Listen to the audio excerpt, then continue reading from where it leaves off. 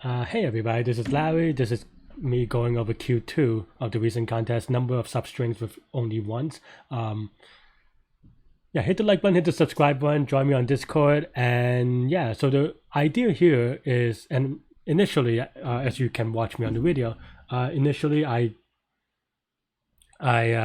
thought that there were only ones and stuff like this, but basically what I end up doing, because I thought that you need some sliding window, right?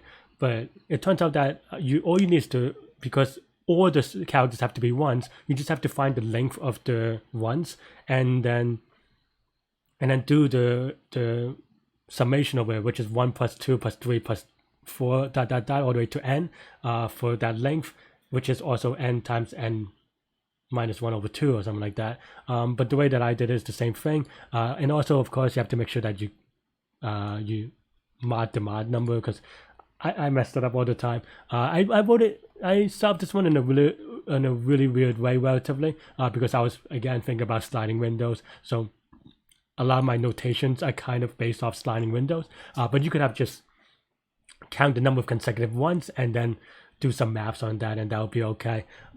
Because basically, if you have a length of k once in a row, then there k choose 2 ways of substrings for those rings, and that's keeps it easy.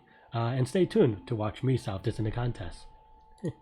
For me, it's not really worth it. The number of substrings of only ones. So this one, initially, I thought that I was going to use some kind of sliding window, to be honest. But wow, and someone did this in 30 seconds. Oh man. But yeah, I really thought that it was going to be some sort of sliding window. But I didn't really.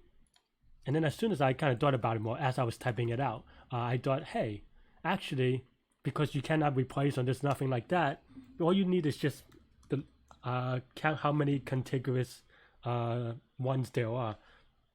And actually, to be honest, I implemented this in a little bit weird way. I think you could just use some sort of one length encoding, and that would have been good enough, to be honest. But because I was in the mindset of sliding windows, my implementation kind of reflected that, and my code kind of looks like that. And yeah, that's pretty much how I did this one, basically. And the idea is that for every length you take, it adds another n, giving it like 1 plus 2 plus 3 plus 4 and so forth. So that's kind of how I keep track of it. And yeah, and I had an off by 1 just for a little bit because I wasn't sure how to do it, or like I wasn't sure about the math on the off by 1s. But as soon as I fixed it, it was okay, and I still got it in about 2 minutes, which I thought was fast, but a lot of people got it even faster. So oh, no. Yeah, I mean, it's one of those days.